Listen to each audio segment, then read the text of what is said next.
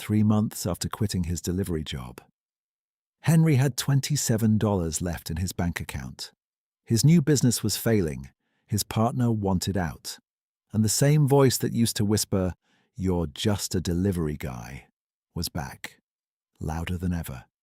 What happened next didn't just change his bank account, it changed who he believed he was, and that changed everything. Henry was 27, alarm at 6 a.m., helmet on. Engine started by 6:10.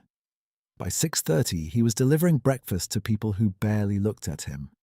He knew the city better than anyone. He knew which streets flooded, which offices ordered every Tuesday, which luxury condos tipped the worst. But none of that mattered, because in his head, he had already decided something. I'm just the delivery guy. He delivered to tech founders younger than him. He delivered to marketing agencies brainstorming million-dollar campaigns.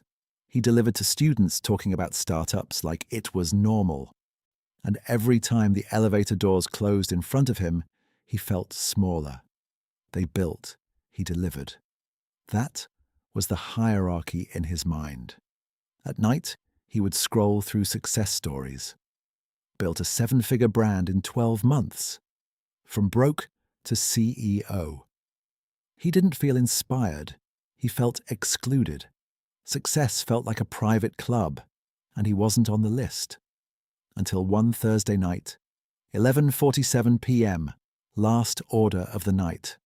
A small consulting office downtown. Total bill, $40. A calm, middle-aged man opened the door. No luxury watch, no flashy suit, just sharp eyes. "You're quick," the man said. Henry nodded. The man handed him $50. "Keep the change." Henry shook his head. "It's too much." The man paused. "Why do you think it's too much?" Henry hesitated. "I just deliver food." The man leaned slightly closer. "No," he said. "You deliver time, you deliver relief, you deliver reliability." Henry blinked. Well, the man continued.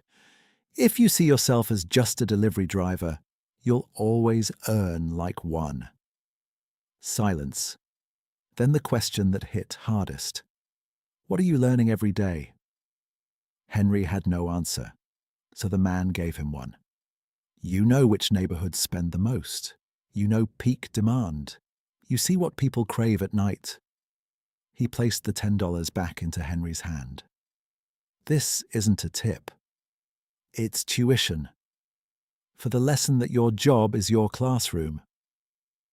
And just like that, the door closed. But something inside Henry opened. For the next 6 months, Henry observed everything. He tracked peak hours, trending foods, late-night demand spikes, and he saw a gap. After 9 p.m., almost every food option was unhealthy, fried, sugary, heavy. But students were still ordering, so he made a decision that terrified him. He quit delivery, used his savings, partnered with a struggling kitchen owner, launched a late-night light meals concept. First week, 14 orders. Second week, 31. Henry felt unstoppable. Then month 2 hit. Orders dropped. Bad reviews appeared. One viral complaint said, "Overpriced diet food."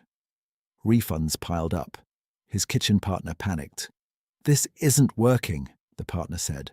"We should stop." Henry checked his account balance.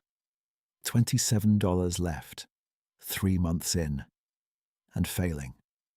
That night, he sat alone in the kitchen after closing, and for the first time, he felt humiliated.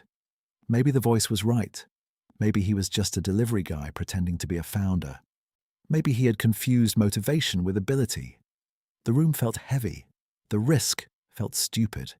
The dream felt childish. He picked up his phone, opened a delivery app. His old job was 1 click away. Familiar, safe, small. At 2:13 a.m., instead of reactivating his delivery account, Henry opened his old notebook, the one from the night he met the man. He flipped through pages of observations, patterns, insights, data. And then he saw it. Rainy nights doubled dessert sales. Students ordered most between 9 p.m. and midnight. Office workers wanted affordable, healthy lunches under $8. He had built the menu around what he thought was healthy, not what customers valued. He wasn't failing because he was incapable. He was failing because he stopped observing. He had stopped being a student. The next day, he changed everything.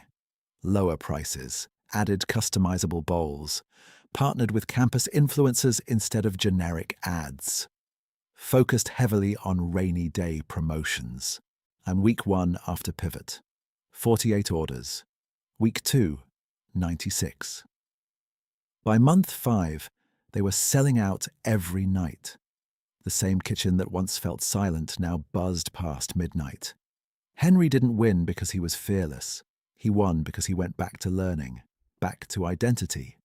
Not just a founder, not just a driver, a student of value. 1 year later, Henry was visiting a new district to negotiate expansion. He stepped into a corporate office for a partnership meeting. The conference room door opened, and there he was, the same calm man, the same sharp eyes. Recognition flickered. "You," the man said slowly. "The delivery driver?" Henry smiled. "Not anymore." They shook hands. The man looked around at Henry's presentation slides. "You built this?" Henry nodded. "You were right," he said. "My job was a classroom." The man smiled, but his next sentence hit even harder.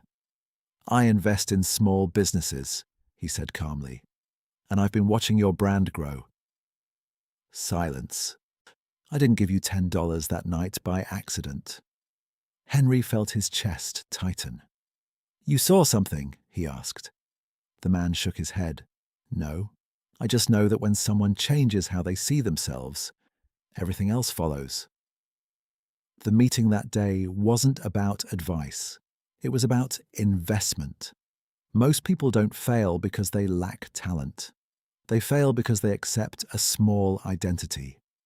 The words "I'm just" are more expensive than poverty. Erase them. Your job is a classroom. Your current level is training. And the version of you that wins is waiting for you to believe in them first. If this hit you, comment below. "I'm not just," because the identity you choose today builds the results you live tomorrow.